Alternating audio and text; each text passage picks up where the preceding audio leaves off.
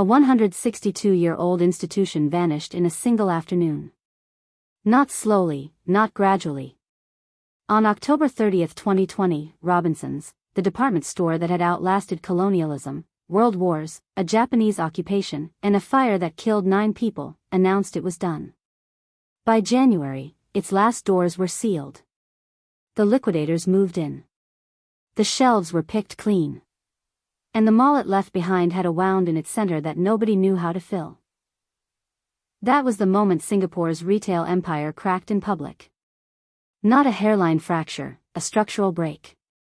And almost nobody outside this island noticed because from the outside, Singapore still looked exactly like it always did. Pristine, glass-fronted, immaculately lit, a city-state that had engineered its image into a kind of global religion. But something was wrong inside the temples. The malls are still there. Every single one of them. Towering, air-conditioned, architecturally stunning monuments to consumption. Ion Orchard with its subterranean luxury fortress. Vivo City spreading across the waterfront like a small city of its own. Jewel Changi with its indoor waterfall so dramatic that people fly into Singapore specifically to see it. The buildings haven't moved. The lights are still on. The escalators still run. But walk through enough of them at the wrong hour of the wrong day, and you'll feel something that Singapore was never supposed to allow you to feel. Emptiness. A profound silence in the heart of the city. Not everywhere, not all the time, but enough. In ways that don't match the image, in ways that a city this polished, this controlled, this obsessively curated should never permit. This is the story of what's happening inside Singapore's malls. And it's not as simple as a retail crisis. It's something deeper. A pressure building at the intersection of technology, wealth, behavior, and identity. A world-class city beginning to discover that the future it built for may no longer need the temples it constructed to celebrate shopping.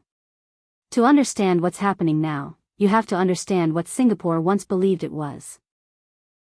For decades, Orchard Road was Asia's answer to Fifth Avenue. 2.2 kilometers of concentrated retail ambition lined with some of the most expensive commercial real estate on the planet. The malls didn't just sit on Orchard Road.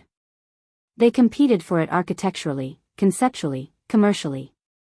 When Ion Orchard opened in 2009, it wasn't just a mall.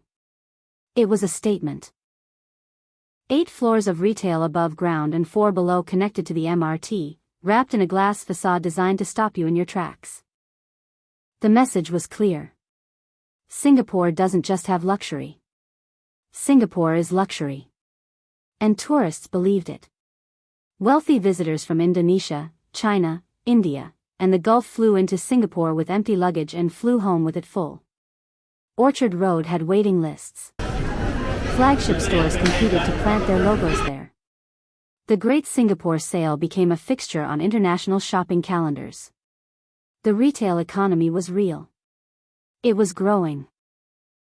And it was central to how Singapore saw itself in Asia's hierarchy of cities. Then the cracks started forming quietly at first. The Japanese department stores went first, almost too early to take seriously. Sogo left. Cebu left. Daimaru, which had anchored a prime Orchard Road location, disappeared. Galeries Lafayette, Printemps, European names with European ambitions, couldn't hold on either. Most observers called it a market correction, a rotation. New tenants would come. Better ones. The mall would evolve. But the exits kept coming. John Little, a name synonymous with middle-class Singapore shopping, closed its last store in 2016. OG scaled back. Metro pulled out of multiple locations. And then the one that changed everything, Robinsons. 162 years of operating in Singapore, and it died in a matter of weeks, citing significant weakening of demand. Not a slowdown. A weakening. A word that carries real weight when you're talking about an institution that once survived Japanese bombs. Here's what nobody wanted to say out loud at the time. Robinsons wasn't a casualty of bad management or bad timing. It was a casualty of a population that had quietly, completely changed how it shops. By the time the liquidators sealed the Robinsons' doors, Singapore's e-commerce market was already worth billions, and it was accelerating at a pace that no physical retailer could hope to match. Shopee, headquartered in Singapore itself, was pulling in over 13 million monthly visits on its Singapore platform alone. Lazada, also based in the city, was running close behind. Together, they had built something the gleaming malls had never anticipated.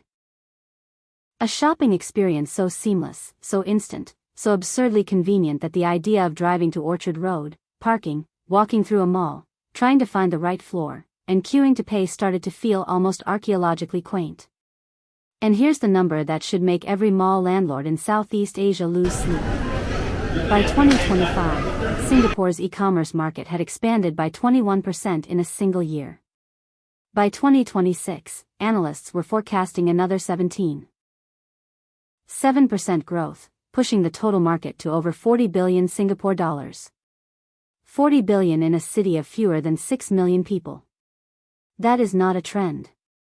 That is a replacement. When half of Singapore's internet users say they would do all their shopping online if it were possible, you are not looking at a preference. You are looking at a behavioral shift so fundamental that the physical retail model, the one that built Orchard Road's global reputation, may be structurally incompatible with the way this population now lives. But e-commerce alone doesn't explain the full picture. Because Singapore's malls aren't just losing locals. They're losing them in two directions at once. When Singaporeans aren't shopping online, an increasing number of them are getting on a plane. This might be the most quietly devastating trend for Singapore's retail landlords, and almost nobody talks about it.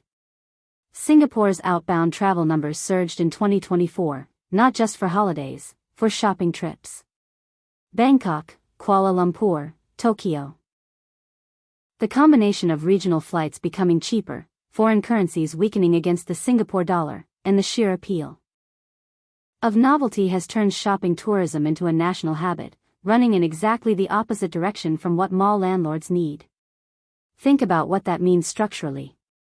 The same Singapore dollar strength that once made Singapore a magnet for international visitors is now being deployed by Singaporeans to shop cheaper, shop wider, and shop somewhere else. A Singaporean flying to Bangkok for a weekend isn't just a lost weekend of local retail spending. She's a customer who now knows that the same goods cost less abroad, that the experience feels more exciting abroad, and that the weekend itself becomes a story worth telling. No mall on Orchard Road can compete with that. And then there's the island's relationship with the people who were supposed to fill the gap. Tourists. Singapore's tourism recovery after the pandemic was real. Visitor numbers climbed. Spending returned. But the math didn't work out the way mall operators had hoped. The same Louis Vuitton bag. The same Sephora product. The same electronics available in Bangkok at a friendlier exchange rate, available on Shopee with 2-day delivery and no conversion fees at all. The tourist shopping premise that Singapore built its retail economy on was quietly becoming less competitive, and the malls that depended on it were beginning to feel the weight. Walk the upper stretch of Orchard Road today, the section that runs from the Tanglewood area toward the Somerset end, and you'll see exactly what managed decline looks like in a city that refuses to admit decline. Before you leave, the story is far from over. Singapore's malls may be struggling, but the retail crisis is only one piece of a much larger transformation taking place across the city-state. In the next video, we'll uncover the deeper economic pressures, changing consumer behavior, and hidden challenges that could reshape Singapore's future in ways few people are talking about. If you thought this was surprising, what comes next may be even more unexpected. Click on the video on your screen and continue watching.